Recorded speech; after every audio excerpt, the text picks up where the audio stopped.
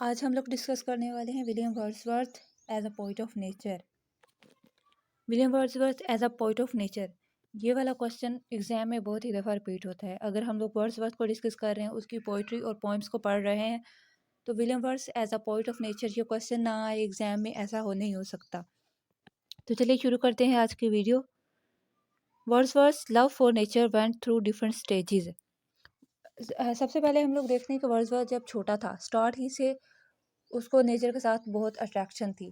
जब वो बच्चा था तो उसे जस्ट नेचर फिजिकली अट्रैक्ट करती थी, नेचर की खूबसूरती, उसके सीन्स जैसे उसको अट्रैक्ट करते थे। लेकिन जैसे वो बड़ा हुआ, जब वो लड़के की उम्र का हुआ, मतलब अडल्ट था, तो उसको नेचर जो थी उसका और नेचर का बॉन्ड स्ट्रॉन्ग हो गया। लेकिन जब उसने अपनी पोएम लिखी टिंटन अबे, तो उसका और नेचर का जो लव था वो मैच्योर हो चुका था, और उसको पता चल चुका था कि अब उस नेचर जो है वो उसका और नेचर का जो लव है वो अब जस्ट सेंसेस तक नहीं रहा। अब वो उसके सोल और उसकी जो मिस्ट्रीज हैं उनको समझने की कोशिश करता है, और वो नेचर की मिस्ट्रीज बयान करने लग गया। जब वर्ड्सवर्थ छोटा था तो उसको नेचर जो थी वो जस्ट उसके सीन्स अट्रैक्ट करते थे। वो नेचर की जो चीज़ें थी उनको जस्ट देखता था और उनको एडमायर करता था। लेकिन जब वो बड़ा हुआ और तो उसका जो लव, नेचर के लिए लव था, वो स्ट्रॉन्ग हो गया। उसने चीज़ों को, पहले वो जस्ट एडमायर करता था, उनकी तारीफ़ करता था, लेकिन बाद में उसने चीज़ों को एंजॉय करना शुरू कर दिया। नेचर की जो खूबसूरती थी, नेचर्स की जो साउंड्स थी, उनको एंजॉय करना शुरू कर दिया। वर्ड्सवर्थ का जो नेचर के लिए लव था, ये डिफरेंट स्टेजेस में डेवलप हुआ। पहले चाइल्डहुड स्टेज में, फिर अडल्टहुड में, और फिर जब वो मैच्योर हो गया मैनहुड में।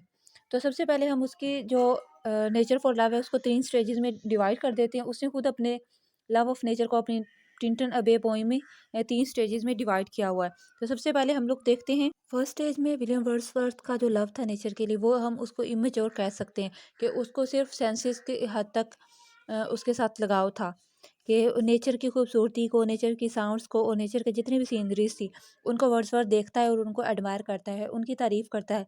लेकिन उसका उसके साथ कोई मिस्टिकल लिंक नहीं था, ना मिस्टिकल ना थियोलॉजिकल, कोई भी किसी भी तरह के उसको उसके साथ लिंक नहीं था। तो वो चीज़ों को देख रहा था, जस्ट अपेरेंट देख रहा था, उनकी तारीफ़ कर रहा है, बस ये इतना सा लिंक था उसका फर्स्ट स्टेज में। सेकंड स्टेज तब है जब वो चाइल्डहुड की एज का है, तो उसने जो नेचर को देखना शुरू कर दिया है, और नेचर की जो सेंसेशंस हैं उसको स्वीट लगने लग गई हैं। उसने अपनी जो नेचर के लिए जो उसकी थॉट्स हैं उनको उसने डेवलप करना शुरू कर दिया। अब चीज़ें उसको जस्ट अट्रैक्ट नहीं करती, अब वो चीज़ों के बारे में पहले चीज़ों को देखता है, आवाज़ों को सुनता है, नेचर की जो उसके इर्द गिर्द हो रही हैं, उसको जो सुनाई दे रही हैं, और फिर उन पे गौर व फिक्र करता है, उनके ऊपर तफक्कर करने की कोशिश करता है, कि अब जो उसका नेचर के लिए लव है वो थोड़ा मेच्योर हो चुका है, और अब उसने नेचर के ऊपर गौर व फिक्र करना शुरू कर दिया है।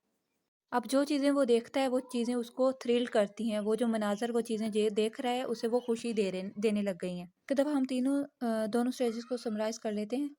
फर्स्ट स्टेज में चीज़ें जस्ट सेंसुअल हद तक अपील कर रही हैं वर्ड्सवर्थ को। सेकंड स्टेज में उसका इमोशनल लिंक भी हो गया, वो चीज़ों पे गौर व फ़िक्र करने लगा है। लेकिन थर्ड स्टेज में क्या हो रहा है? थर्ड स्टेज में विलियम वर्ड्सवर्थ को नेचर के अंदर रूहानियत नज़र आने लग गई है।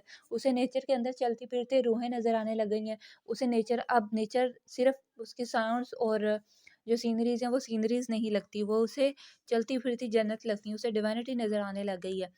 तो इसमें पोएट जो है वो नेचर की रूहानियत को फ़ील करने लगे हैं, उसकी स्पिरिचुअल जो थॉट्स हैं वो इवोक होने लग गई हैं, और अब उसे नेचर के अंदर मिस्टिकल चीज़ें नज़र आने लग गई हैं। उसकी थियोलॉजिकल वो चीज़ें जो है ही नहीं, उसे वो चीज़ें नज़र आ रही हैं।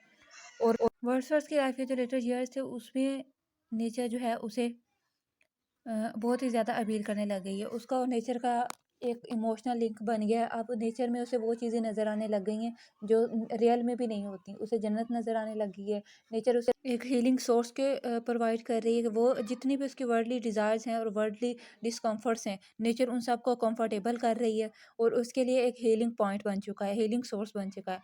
तो लेटर ईयर्स में वर्ड्सवर्थ का और नेचर का जो लिंक था वो बहुत ही ज़्यादा स्ट्रॉन्ग हो चुका था। उसका स्पिरिचुअल लिंक बन चुका था। तो एंड पे यही वो स्टेज थी जिसमें वर्ड्सवर्थ ने नेचर से बहुत कुछ सीखा। अब नेचर उसके लिए एक सोर्स ऑफ लर्निंग बन चुका था। वर्ड्सवर्थ का खुद कहना है कि वो दिल जो नेचर को देखता है और उसे रिसीव करने की कोशिश करता है, नेचर उसके लिए एक सोर्स ऑफ लर्निंग है। कम fourth into the light of things let the nature be your teacher.